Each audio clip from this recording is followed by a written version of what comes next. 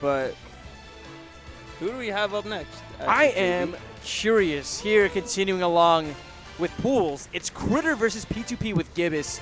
It'll be very fun. Knockdown, drag out. Both of these players made some waves recently. Actually, each of them took out Karna, if I remember correctly, this week. Yes, they did. One of Gibus taking it out at the VGP Weekly versus Gameplay, and then Critter took him out at Shockwave.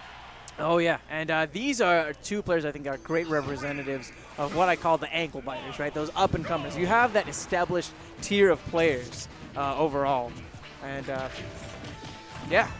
Real quick with the Elqua stats, apparently this is in Gibus' favor. Last time they squared off, Gibus was able to take it. He has a 1-0 record right now from a set standpoint. Sorry, 4-0. 4-0, my apologies. 4-0 set from a set standpoint against Critter. So, that being said, Critter's been putting in mad work in the lab, paying off so far, but how is he going to be dealing with this slippery Greninja? Well, making hard reads, obviously. That's what Ikes are really good for. When you watch Ikes like Rio and Critter, they make their characters seem faster than they are. Yeah. And that's the scariest part about Ike players. And for months I've been hyping up Critter, and I'm finally glad to see he's getting, his what he deserves. Yeah, it's 15 minutes. He needs it. He definitely needs it, and he's doing pretty solid. That being said, this match is definitely looking in Gibus' favor. Hoping to make this a 5-0 set count. Getting back to the platform too. This is a stage too I feel like both can capitalize on, but especially Ike with those platforms that go near the blast zone slowly like they are right now. One forward air would be really solid for Ike, even at this percent. Yeah, it doesn't look like it's going to connect. The first aerial ends up going to Gibus along with that stock. Let's see if maybe Critter can bring it back. You mentioned before, it doesn't take much as an Ike main to get the KO. You just need one read. But getting that read against a player as slippery as Gibus can prove very difficult. Counter, however, is going to give him a nice time to maybe set up something from a positioning standpoint, but the shadow sneak. Not quite paying off. Yeah. I thought it was a nice read, but I wasn't sure if he could do anything out of that. Very unfortunate. Nice nair. But I feel like, too, what makes this matchup so difficult on Ike's perspective is that Greninja's nair is so disruptive for most of Ike's options. But we can see right now Critter actually breaking out into a lead against Greninja. Yeah, it's a bit of a lead, which is very good for him overall. It gets him with the up smash. Yep. And this is, I think, really big because I think Greninja as a character struggles from time to time with KOing characters more than anything else, right? He doesn't have, oh my. I was so close, But he doesn't necessarily have like those KO throws necessarily, right? He can do up throw to up air to some extent, right? But everything else is a bit more chancy than, say, like a Sheik down throw into an up air. Gets him with Unless you hit him with the Hydro Pump. No! Gibus, you're a monster. That's using your brain right there. Yo, that was brilliant. That was so brilliant. I've never seen that before. Ike has those shortcomings when it comes to recovery because it's relatively linear. It's pretty easy to predict. And all Gibus had to do, you heard the crowd erupt whenever they saw that. That was crazy, dude. Use that recovery in such an intelligent way to go ahead and push Critter right off. If only the platform was there. If only the woodpecker size. Yo, shout out to Holes. You ever seen Holes? Yes, I have. You red Holes? I have red Holes. Dude, Holes is so good. Holes. Shout outs to Scholastic books. Scholastics. Keeping your reading since 2000 or whenever you were in elementary. Is that what one of the S's stands for? No. Scholastic Scholar Guy? Game 2, Critter versus Gibus. Going to be going off to Town and City.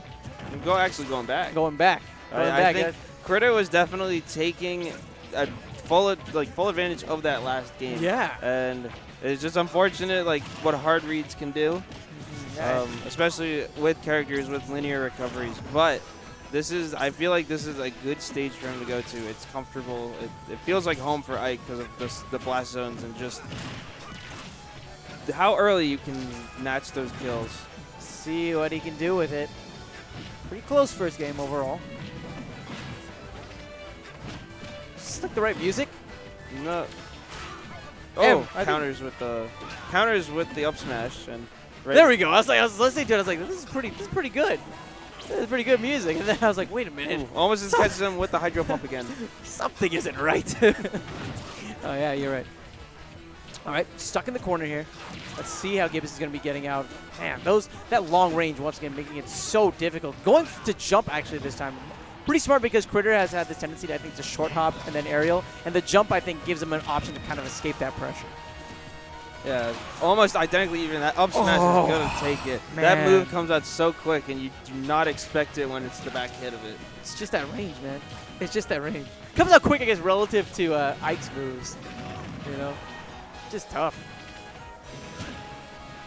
So now we'll see what Critter can do if he can build a little bit of extra credit on Greninja right now, because that could go a long way for him, especially not considerably living as long as he will, but just the fact that it would just make it so hard for Greninja to afford trades. Oh, man. And that's a really, really good point. Trades definitely going to be in Critter's favor, but he's not going to be getting them as Gibus takes that stock.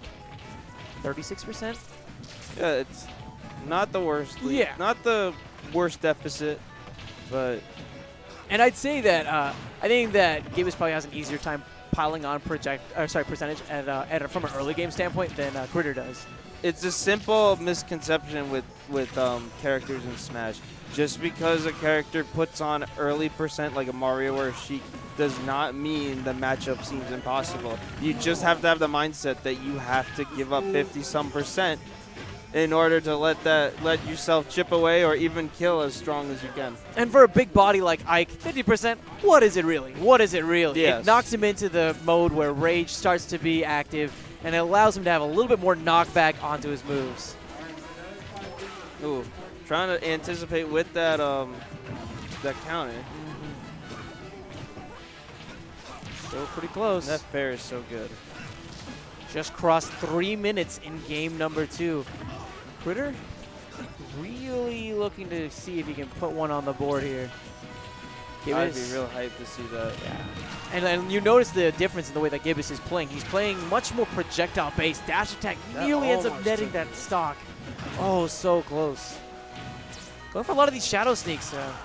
Critter's been done a good job, I think, of being pretty patient overall and punishing some of those options. Gets his hands on him. Forward throw is going to be pushing him in off into an unfavorable position. Nice recovery right over, and so ambiguous as to whether or not he's going to land on the platform. Yeah, it's going a little too much with that hard read. That's almost reads him in the blast zone. Yeah, resetting that jump with that platform was so smart. Critter, however, doesn't quite make it. Ends up getting punished for that on-stage recovery. A little bit on the rough side there, but gotta give him props for 2 pretty close games overall. Gibus taking that 2-0, extending that set count to 5-0 in his favor. But once again, Critter showcasing a lot of prowess. Yeah, absolutely. I think there's not many Ikes I hear about. When I think of Ike, I really think of Rio and Critter mainly, and I think he represents the character very well. Yeah, definitely fighting for his friends. Absolutely. Well, that's what you got to do. That's what you got to do.